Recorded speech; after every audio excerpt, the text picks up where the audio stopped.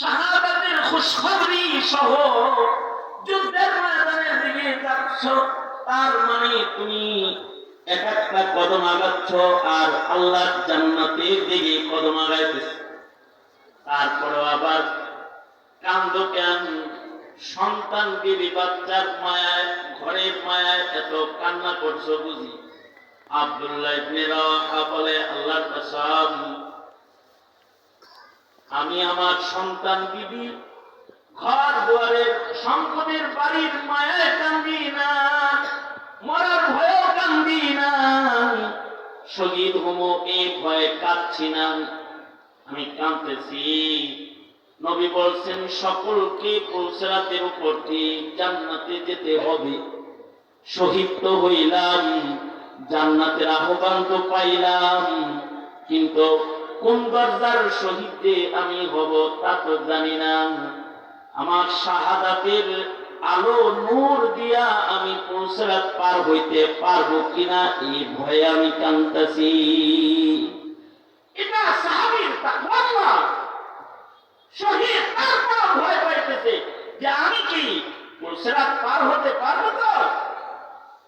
কারণ এটা তো দোজখের উপরে একে আল্লাহ পাক স্থাপন করেছেন, এর উপর দিয়ে সকলকে আল্লাহর জান্নাতে যেতে হবে।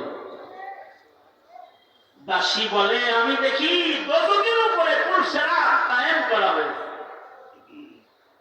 আর একজন একজন করে ডাকা হচ্ছে। ওমর ইবনে আব্দুল আজিজ বলে, কারে ডাকতে শুনছো? দাসী বলে, আপনার পূর্বের খলিফাদেরকে ডাকা হলো। ডাকা হলো, আব্দুল মালিক বিন মারওয়ান, আসো, পুলসিরাত পার হও। দাসী বলে, আব্দুল মালিক বিন মারওয়ান আপনার পূর্বের খলিফা, সে পুলসিরাত পার হওয়ার জন্য পুলসিরাতের উপরে দাঁড়ালো, কয়েক কদম হাঁটলো, তার পা পিছলে গেল আর সে দোজখের ভেতরে চলে গেল। ওমর ইবনে আব্দুল আজিজের গা শিউরে উঠেছে।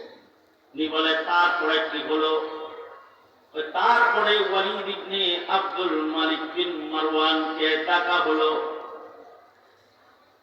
সেও পুলসিরাতের উপরে দাঁড়ালো, কয়েক কদম হাঁটলো আর পা পিছলে গিয়ে সেও দোজখে পড়ে গেল।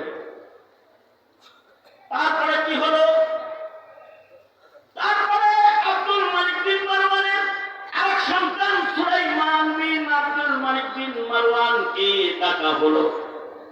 সেও পুলসিরাতের উপরে কদম রাখলো, কয়েক কদম চললো আর দোজখের ভিতরে পড়ে গেল।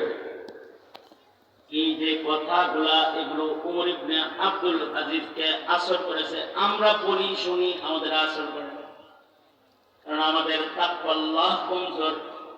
কিন্তু ওমর ইবনে আব্দুল আজিজ এগুলো শুনতেছেন আর ওনার ঘাম বাড়া বাড়া করতেছে, থরথর করে উনি কাঁপতেছে। কারণ কেউ যদি জাহান্নামের ওই অগ্নিশিখার ভেতরে একবার পইড়া যায়, সামান্য এক মুহূর্ত যদি ওখানে থাকতে হয়, তাহলে ওটা বড় ভয়ঙ্কর। ইন্নাহা সাআত মুস্তাকাররাও ওয়া মুকামা।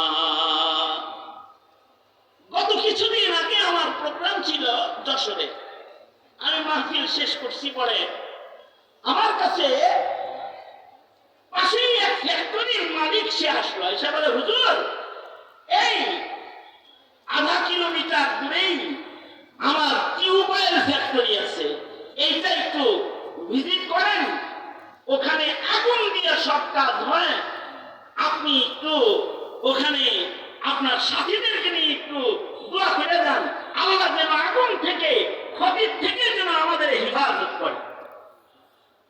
কারণ তার কয়েকদিন আগে বিমানবন্দরে আগুন লাগছে, হ্যাঁ দিলে ভয়, একটু হুজুর দিয়ে দোয়া করাই।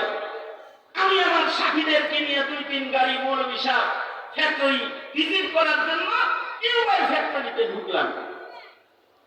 ওখানে দেখলাম যে ওইখানে এমন একটা চুলা জ্বালানো আছে, যেই চুলা আগুনের কয়লা, মানে কয়লা দিয়ে জ্বালানো চুলা, কয়লা আগুনের চুলা। কিন্তু এই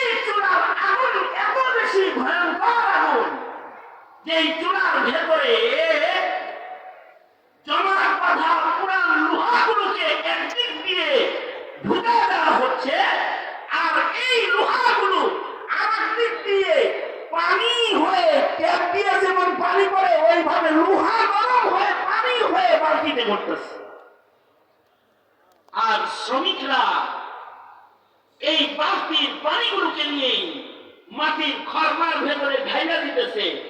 মাত্র 21, 22, 23 সেকেন্ডের ভেতরে পানিগুলো জমা বাঁধা টিউবওয়েলের হাতা মাথা এগুলো হয়ে যেতেছে। মাত্র 25 সেকেন্ড এর ভেতরে পানি আবার জমা বাঁধা লোহার অস্তিত্বে চলে আসতেছে। কি এমন চূড়া